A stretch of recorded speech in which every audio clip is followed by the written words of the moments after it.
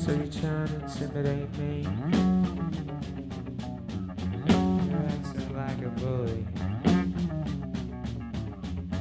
You're trying to get under my skin. My patience is wearing thin.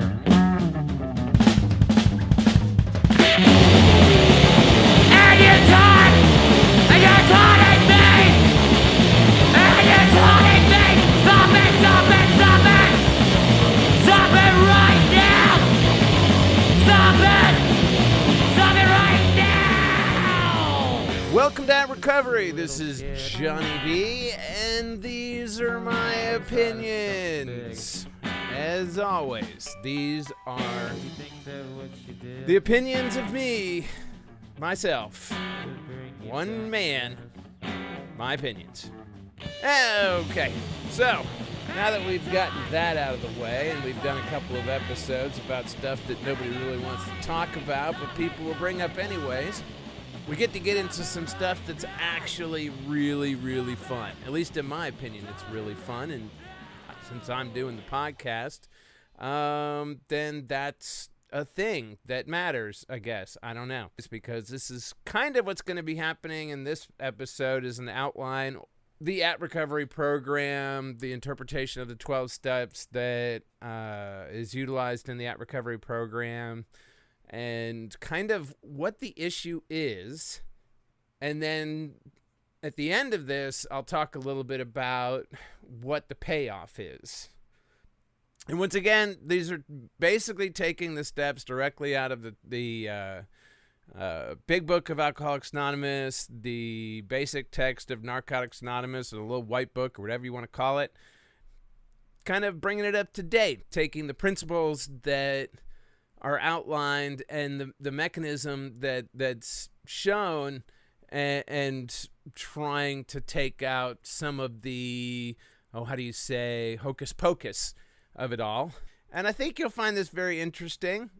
When I initially started putting this together, this one podcast here is going to really, I think, in a way, redefine how you look at the program moving forward and what it's all about. And what I'll do is that this time I'm going to focus on the atRecovery version, and perhaps maybe in the future I will explain a little bit about how the more fundamentalist or religious interpretation of the steps follow in suit with what's happening, how shall we say, psychologically or intellectually in this version of the program. Because people might say, well, it seems to work for people that don't do it this way. So why is that? And I have many answers to that, and I can explain it to you.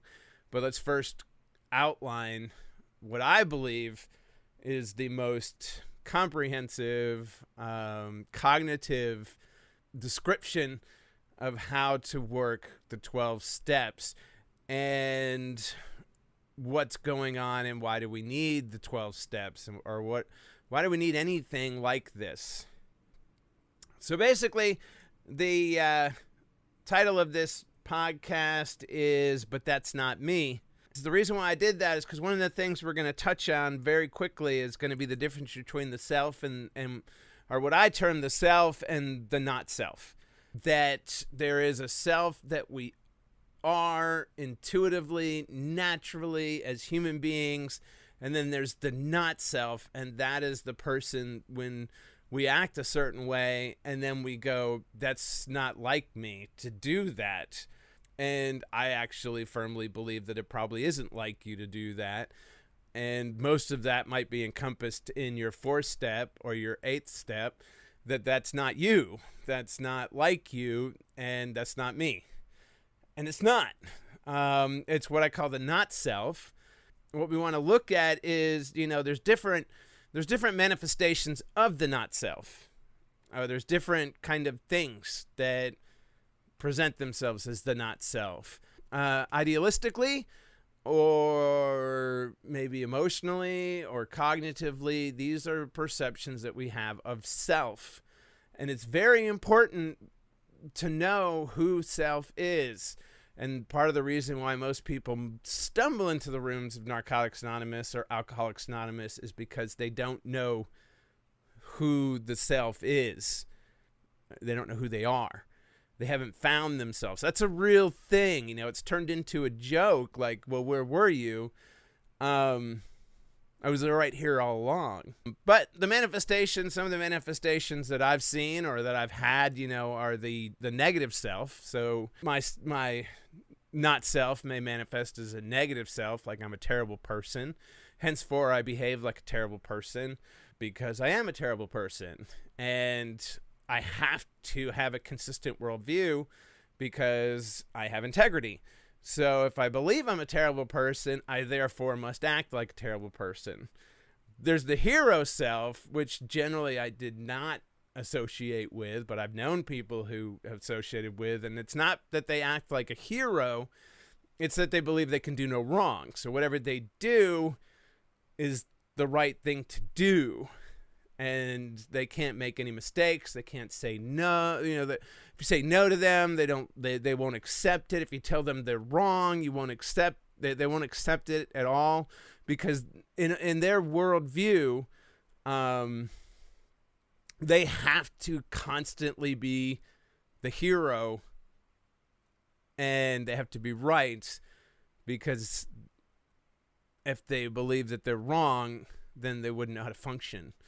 Because they won't be able to trust themselves. There's also like the social self, who are individuals that, you know, what we would determine like maybe when you're in high school and you knew the popular kids, you know, and the popular kids would come to you maybe if you knew them outside of school and be like, yeah, it's kind of a bitch being popular because they're not able to figure out who they are. They have to be a reflection of what they're supposed to be in this little microcosm of a society in which they exist to get the benefits of being part of the popular crowd.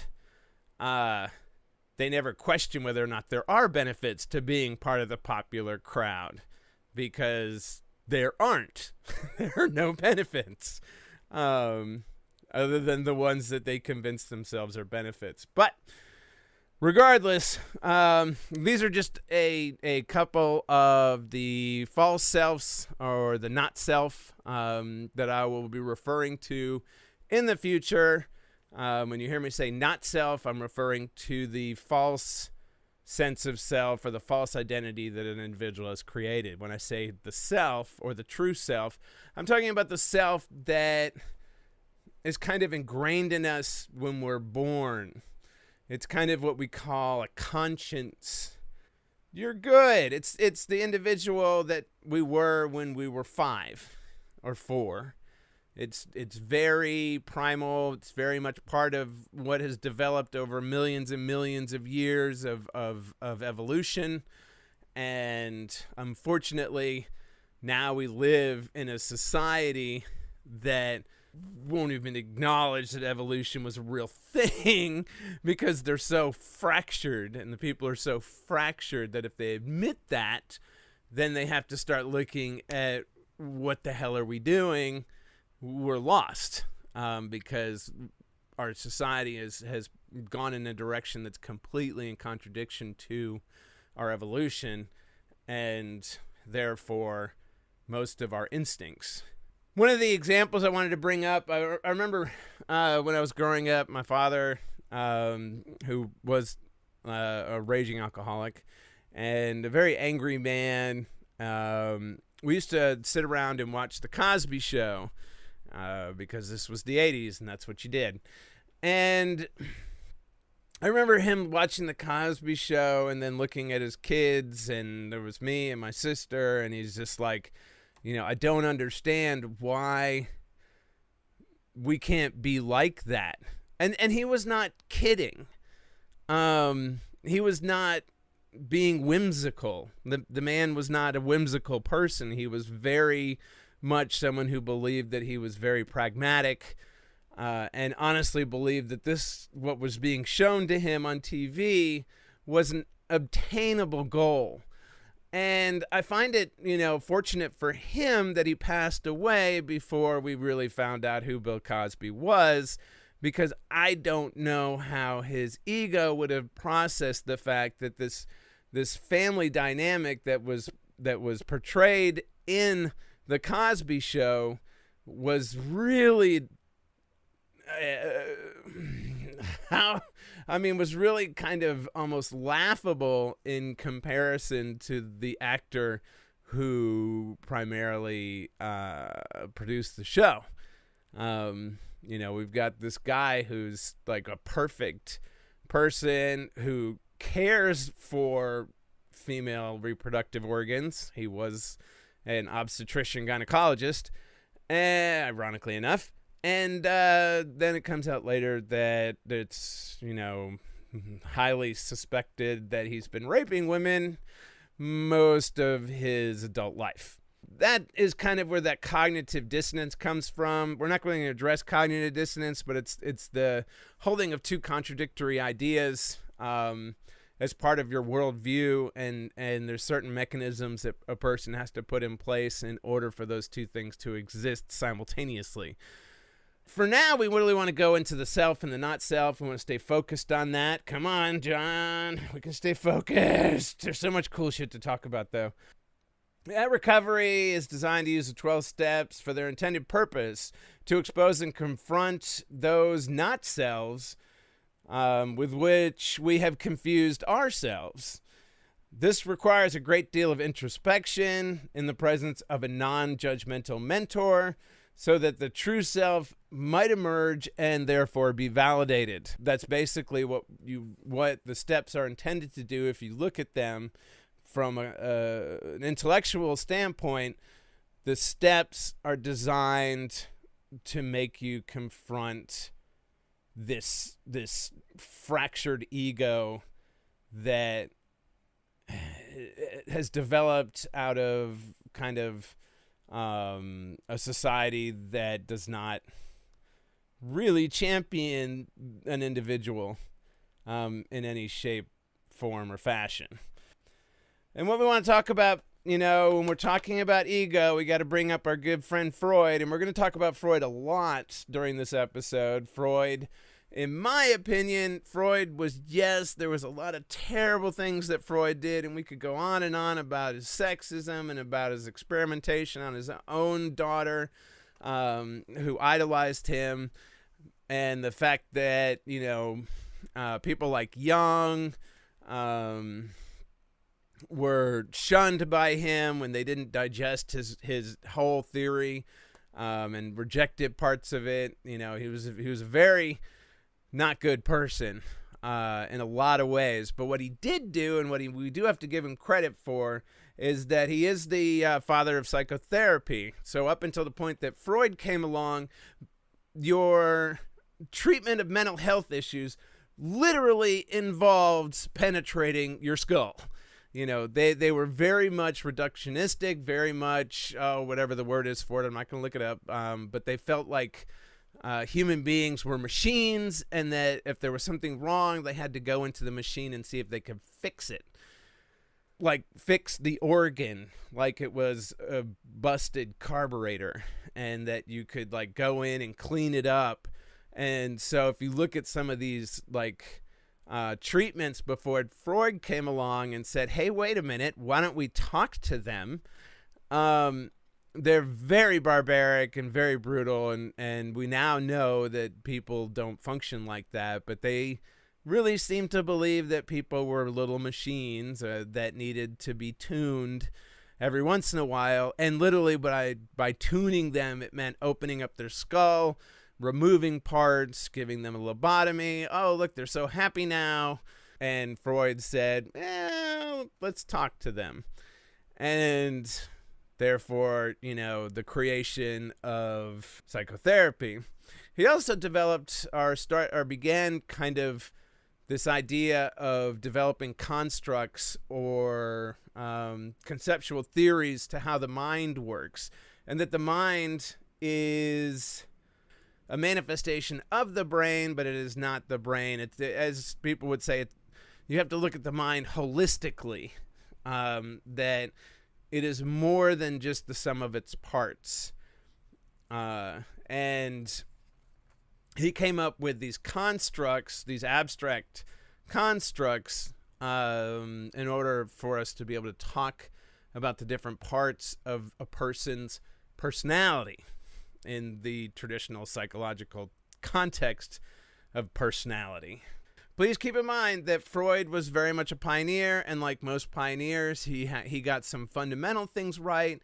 He started people moving in the right direction, and he did some amazing work that we still utilize today, but he was also doing things very wrong. We're not going to talk about those, so this is not, a let's all praise Freud, but this is let's use Freud's methodology, which was really the only one present at the time of the writing of the Big Book, to look at what it was that he was trying to say, or how he was trying to say people could achieve some type of mental health.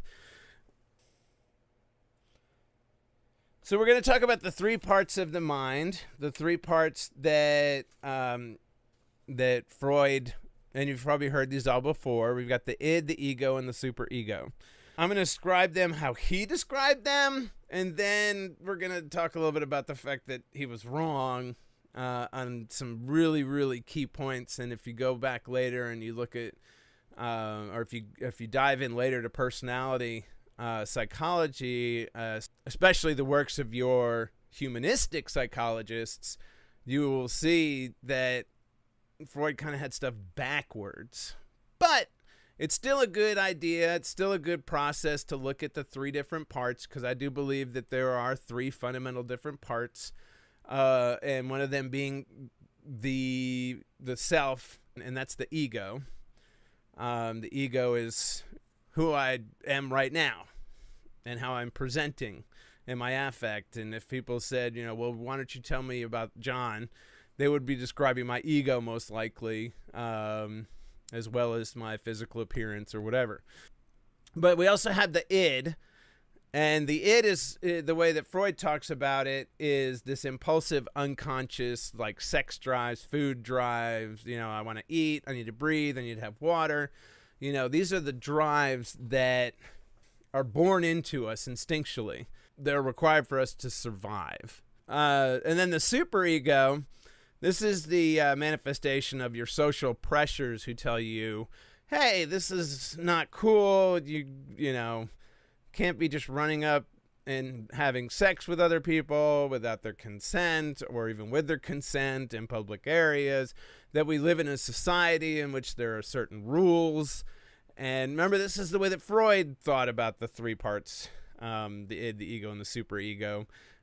He was very judgmental of the id, and he was very praising of the superego. And that's very much because of the time that he lived, and when there was this emphasis on socialization and being civil, and they saw the primal man as being inferior or dangerous, or quote unquote satanic even, and that the noble, more cognitive, more disciplined aspects of humanity were those that should be encouraged, and that they believed that society was there to reinforce and to restrict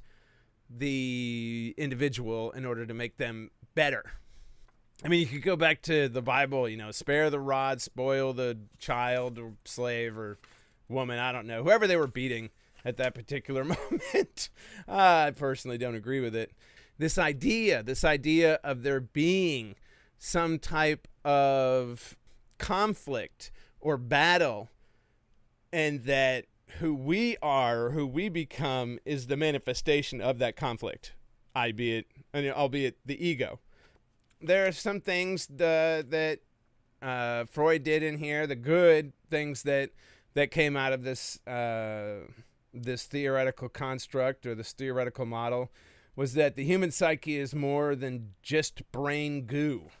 That the mind is more than the sum of its parts, that it put an end to the reductionistic view of the brain and began the idea of a holistic view that we have today.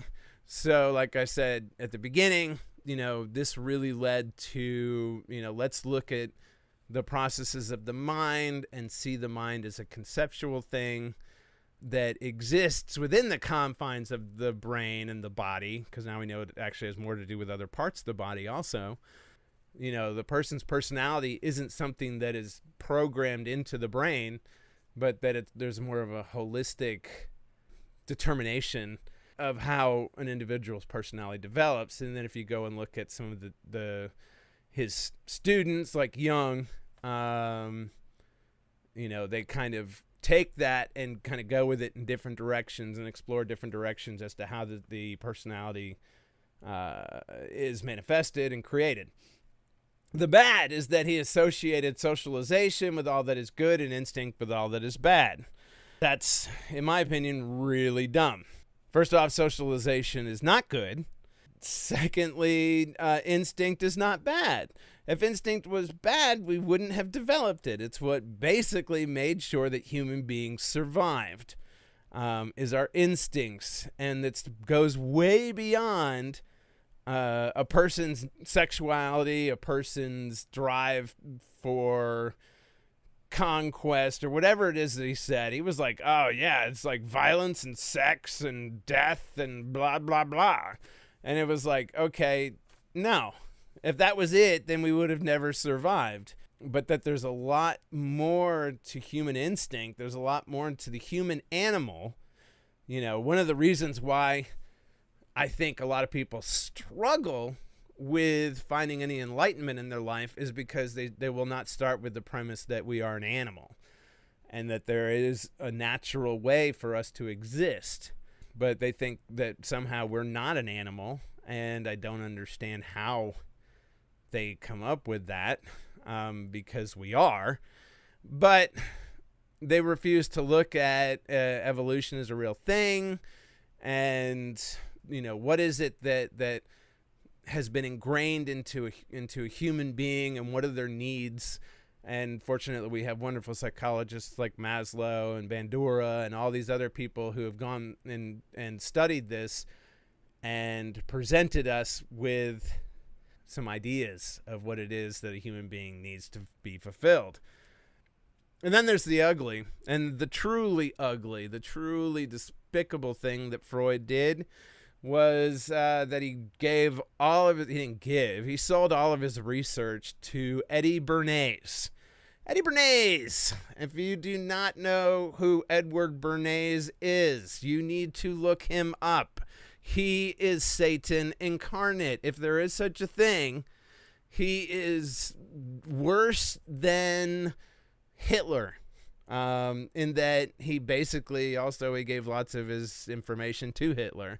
And he is the father of propaganda, and basically showed corporations and governments how to manipulate a human being's core needs and desires, and manipulate them for profit or power. And that, in my opinion, puts Edward Bernays as probably one of the worst individuals ever to exist in all of history. Because he's a terrible person. Have you gotten that I don't like him? Anyways, oh God, I hate him. I hate him. So Edward Bernays basically takes a lot of this information and shows corporations how to utilize it in order to create a fractured ego, and then how to create a problem and then offer products to solve that problem. And that, my friends, even though we did have a fractured ego before that, and there were a lot of people that did, that, my friends, leads us to what we need to talk about which is the self versus the not self, and that's what exists in the ego. And so you have an ego and you have a false ego. Your ego, or your false ego, and your not self is a created personality that is comprised between the opposing forces of the id and the superego. So the ego takes all this information from society, all this information from your drives, and it says, how do I manage to move through life? Because I have these needs and desires and wants, and society has these rules, and they're in conflict. So how do I resolve that conflict? And how you resolve that conflict is where the ego comes in. And the ego, basically, that's just the name for this entity or this construct that is you as you try through your day to navigate these two opposing forces. When Freud talks about the ego, he is talking about the false ego, the created ego, when the superego is conflicted with one's own moral compass, which is instinctual. And I firmly believe that a moral compass is instinctual. I don't think it's anything that we necessarily had to learn. We know right and wrong when we're basically almost born. It creates within us and in our society. And if we lived in, say, tribal community that was more nomadic, like we're supposed to be, there wouldn't be as much conflict because we would be in our true state. That's what I believe, because I know how evolution works, and we had to develop certain skills in order to survive, and the skills that were beneficial were in the individuals who were able to reproduce. And then the skills that are not beneficial go away because the people die. Either we kill them because they're narcissistic, mongering assholes, and so the tribe kills them or sends them off to be killed, or the other ways, they just get eaten, or they're such a prick that none of the women want to mate with them, and so their genes do not propagate. Now, unfortunately, we have a society now, it's actually beneficial to be a prick in our society. You're the ones that do the best, because the more insensitive you are, the easier it is for you to succeed in the American culture. And so it looks like it's the opposite, but the issue that we're talking about right now is how do we find fulfillment, happiness, whatever you want to call it, that mysterious, X factor that seems to elude us. Even though it's inside of us, and that's what we're going to get to, and that's what the steps are all about, is to allow us to get to that core. So the true ego, that's the not ego, that's kind of the Freudian version of ego, but the true ego is when one's ego is congruent with one's moral compass. So that's how you find any type of contentment, is that you look at your moral compass, you look at your ego, and then you try to bring them into alignment with one another. And our instincts are around social interaction. We instinctually know how to be social and how to live inside of a social structure, because if we didn't, then we would all be dead. Because that was our one saving grace, was our brain, and it wasn't a grace, our brain and our ability to operate as a large mass of humans that are there to protect one another. We're not like bison who just look like a huge mound of people, and we literally developed empathy and in order to allow the tribe to survive. So when you see someone who's hurting, that, oh my God, I need to stop that, that's instinct. That is not something that is learned. And when society says, no, let them suffer, that causes an incongruency with the natural state of being human. And therefore lies your addiction or your alcoholism is a way to resolve that, what's called dysphoria. So that conflict between the self and the not self. So the self is saying, well, this is what over millions of years I've learned and have been ingrained into my DNA. We have this instinctual ethos, this instinctual like morality and ethics that's instinctual. That's what you need to understand. It's not something that's learned.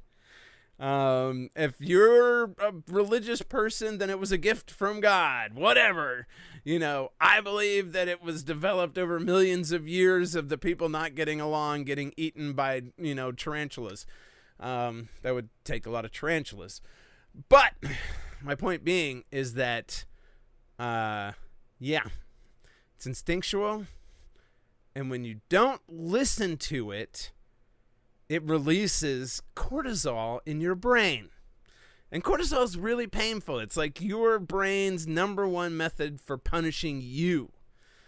And so if we're releasing cortisol in our brain, there's also these other wonderful chemicals in our brain, endorphins,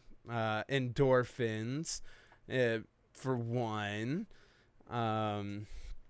Endorphins look really similar to morphine and opium and all those fun little drugs. So, as opposed to changing our behavior, that's releasing the cortisol and the other punishing drugs that are there, and the reason why it's releasing it is because our bodies are doing that on purpose. Just like if we were to go out and eat glass, you would be in pain, and it's to keep you from eating glass. Just like being a dick is, just to be selfish and self-seeking. The natural state is not to be selfish and self-seeking. The natural state is to be social and cooperative, because we're freaking primates. You don't see freaking orangutans killing each other over a goddamn banana. So the steps are designed in a way for us to look at what we have become. Not because we're bad people. Wrong. Because society has made us do things that go against our moral fiber. Why? I don't frickin' know. I don't know, because we're sick. Because our society is sick. And the issue is that some people are still well. And they live in a sick society. A society that says you need to try to get as much crap that you can in your house, even if your neighbor can't frickin' afford to eat, because you just put him and 50,000 other people out of work with your desire to seek more monetary gain. Say I develop a software program that allows us to get rid of all the call centers. If I do that, it's my responsibility to make sure that all those call center employees can eat, because I just put them out of work.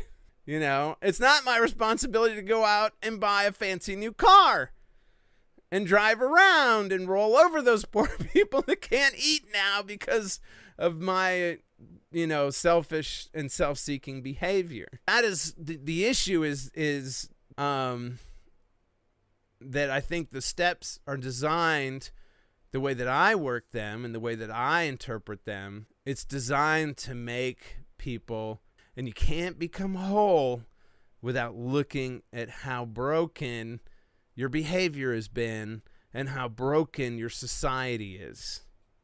You can't run the middle, whatever the hell that meant. I don't even know what run the middle meant. I just said it, and you can't do it. No. But I think you get my point. There's another problem, because we are great liars. And one of the things that you hear about in the program a lot is that you have to work an honest program. That doesn't mean honesty to anybody else. That means honesty to oneself. You can lie to everybody, and you still could be working a fabulous program, because maybe you're an actor. You're not telling the truth on a daily basis because you're acting. So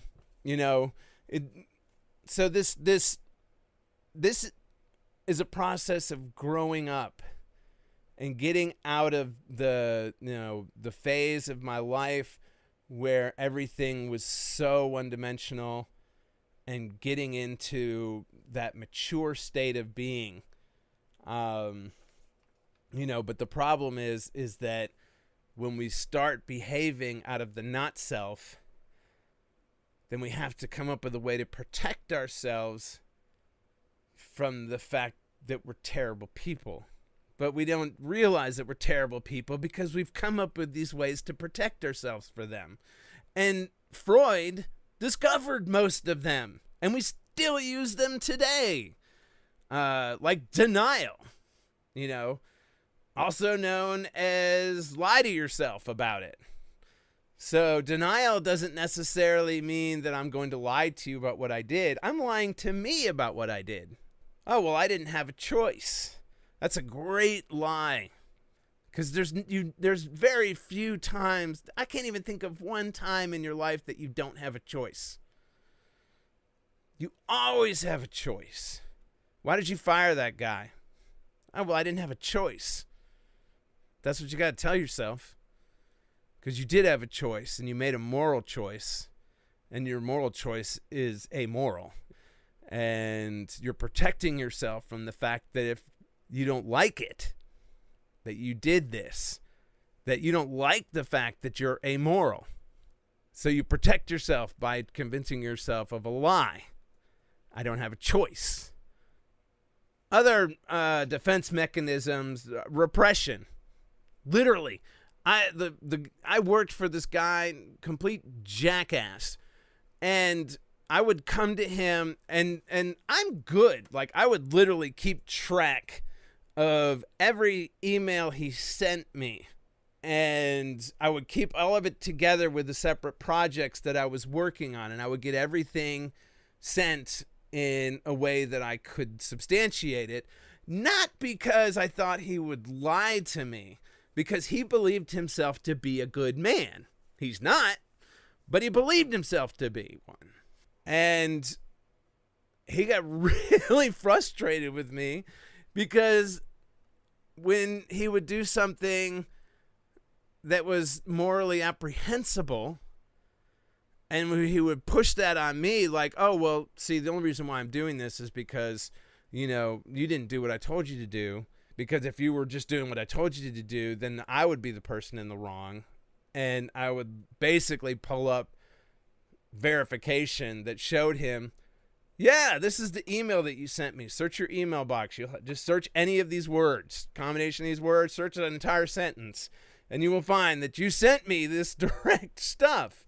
You see, that was busting his repression. He literally had forgotten that he had sent that because it conflicted with his own morality. And so in order to function and to make money, which would feed the addictive, narcissistic self that he had created, that self would go, oh, we don't want to remember that because it's wrong. It's not right. That's just, and what I mean by things being not right, it's going to hurt people unnecessarily. And there's a lot of that goes around. And because we have that empathy that's built into us, we don't like to have to do things that hurt people. But we convince ourselves that there's a gun at our head. And there kind of is. In a way. We do things every day in order to make a buck. Or we work for a company that does things in order to make a buck, and we know that they're wrong. Now, this isn't, an exercise in right versus wrong. Fundamentally, I'm a Taoist, and what I believe is that you have to find things that make you happy. Not happy as in like, me happy, like, freaking birthday party happy. I'm talking about fulfilled. I'm talking about blissful. I'm talking about joyous. I'm talking about free. And you're not going to find that doing things that you know are wrong. But you have to look at the self that you've created, this ego self, this not self. You have to look at that honestly and say, is this me? What would I think of this person when I was a child if I knew what he did or allowed to happen? And if that's not, I would think he's totally awesome. That's the person that's judging you. It's nobody else. But the point of this is that in order to do this, we have to walk through the steps. And what the steps are going to do is they're going to show you the not self. The not self. And they're going to make the self confront the not self. And you may not like what you see. And by I mean like what you see, I'm not talking about judge your own behavior, because one of the things that these disease quote unquote concept did really well, and I don't know if disease is the right word for it, I would call it socialization, did really well, is that you were powerless over this because it was your reality. And you can't enact on your own reality until your own reality falls apart, causing the unmanageability that is talked about in the first step. That's what we're going to do. We're going to say, self, I want to introduce you to not self. What do you think of him? And he's probably going to be like, that guy's a dick. He hurts people constantly. He's ungrateful for the work of other people. It's not he's lazy and he's not industrious. How many kids think that? Granted, we all have to do our work and we all have to produce something, but you have to be honest, and that's one of the things that I'm all for is honesty in the program. You don't have to be honest when you leave the rooms. That's not what it means. Seriously? No. It's almost like it's backwards. We come into the rooms and we lie to ourselves. And then we leave the rooms and we tell the truth to everybody else. And that's how we're supposed to work it. No, it's the other way around. The only person that we're accountable to is ourselves. But we have to become a person who holds us accountable to ourselves. And that's how the steps work. And that's how, when you go into 10, 11, and 12, or mostly 11 is about self-accountability. Kind of keeping that contact with that true self so that I'm not brought down that path again of the not self. So when these all break down, there's several things that you're going to see, and these are all people that come stumbling into the rooms lost. These aren't people that are generally sent here, and that's why the people that are sent here a lot of times are fundamentalists, because they're not doing it for any growth. They're doing it because they don't want to go to jail.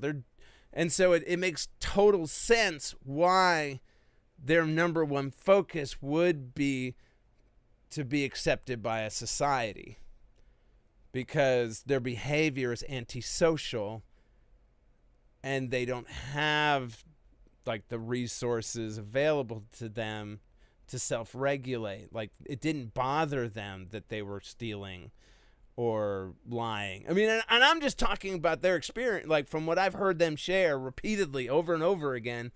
I was still having fun when I got here. The drugs were fun when I got here. I was just tired of getting arrested. To me, that means I have no moral compass, and society had to come down on me and say, hey, you're doing too much damage. We're going to lock you up if you don't start stepping in line.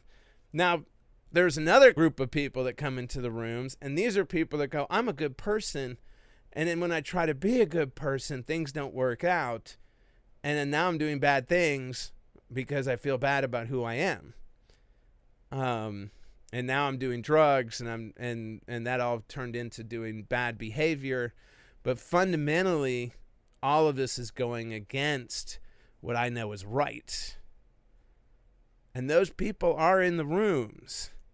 And for a lot of those people, the steps don't work the way that they're explained by these fundamentalists, because they don't go, well, wait a minute, no, I am not selfish. I'm not selfish. I'm not just lying. I mean, yeah, from what you keep saying, you're probably selfish. But I don't like seeing things happen to other people. I don't like seeing people get hurt.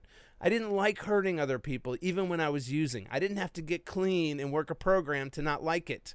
I didn't like it when I was doing it. But I was in so much pain that the only thing that I didn't know how to make the pain go away. And the only way I could make it go away was to do drugs. And the only way I could do drugs was to hurt people. And then that would make me feel bad. And so I had to do more drugs. And it made me hate myself. So I had to do more drugs. And then I had to do behaviors that I didn't want to do that made me hate myself. So I had to do more drugs. I wasn't like, hey, I'm out having a good time and I keep getting frustrated because the cops keep hassling me. I never got arrested. And I'm not saying I'm better than these people. I'm saying I'm different. And I'm saying what worked for them doesn't work for me. This works for me because fundamentally I'm a good person. Fundamentally, and I think maybe most of them are good people, but I don't know. I can't talk about them. But I can tell you why their way of working the steps didn't work for me. And that's why. Because I couldn't admit that I was a bad person like they wanted me to. Because I wasn't. I'm not. I never was. I was forced to do bad things by a society that requires it. And it made me feel bad. And it made me confused.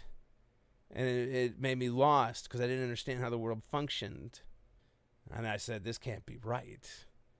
So it's called an existential crisis. That's the next thing that happens.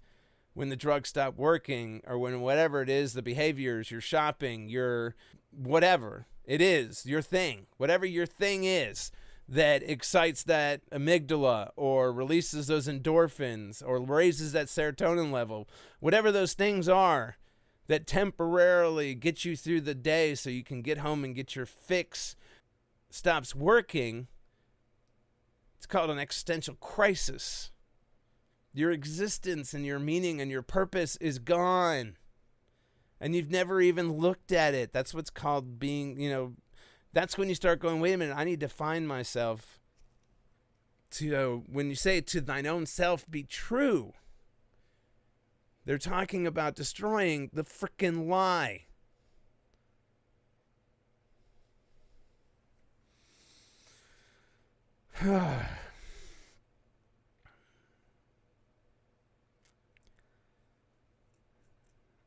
And then, and only then, can you find freedom.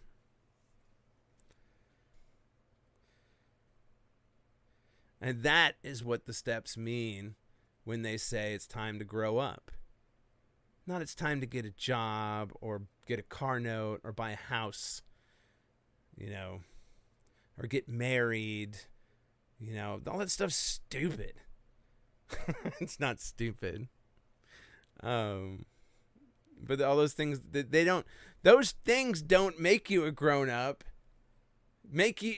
Becoming a grown-up makes you decide whether or not you want those things. Society's telling you to buy those things and do those things. So a child wants them. That's why they play house and they play wedding. As an adult, you learn to free yourself from social influence. Not that you don't adhere to social influence, but that you're cognitive of when you're adhering to it and why you're adhering to it. Manipulation is a wonderful tool when you're not using it on yourself. To thine own self be true. This is not a journey about how I relate to society. This is a journey about how I relate to myself. And then you become internally validated. So I set healthy boundaries, meaning that I don't create enmeshments with people in order to feel good about myself. You're self-confident. I'm capable of being honest with myself, which is a bitch a lot of times. It's much easier to lie to you. And to lie to myself and then think I'm telling you the truth. Takes a lot less work. But being true to myself and lying to you is a lot harder. And it's what's required. Because in order for me to be honest with somebody, they first have to earn my trust. And so this blanket honesty is something, like I said, that you would expect out of a 5-year-old. You know, did you steal that? A 5-year-old would say, well, yes, I stole it. I'm sorry, I stole it. An adult would say, define steal.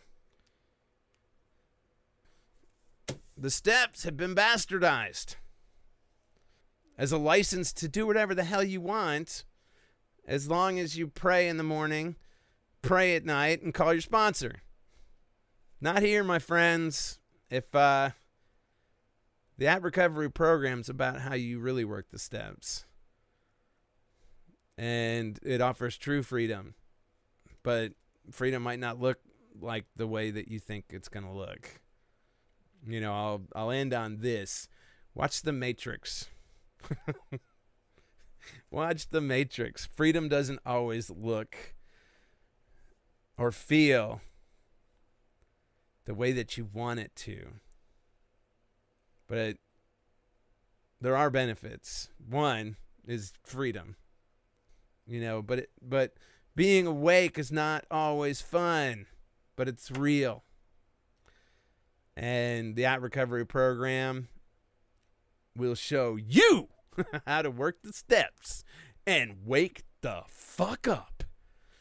But I just want to make sure I get everything. Oh, yeah. If you would like to go by my website at atheisticrecovery.com, that's atheisticrecovery.com. It's not recovering from atheists, or it's just a way of working recovery that's atheistic, meaning without a belief in God, not a belief in no God. But it's just the way of working the steps where I removed God. So it's atheistic. No God is in there. If you want to put it in there, you can, but then might as well just go work the normal steps. But if you want to go by my website, atheistic.com, if you want to subscribe to my YouTube channel, there's a link there. I always appreciate any support that you guys feel like giving me.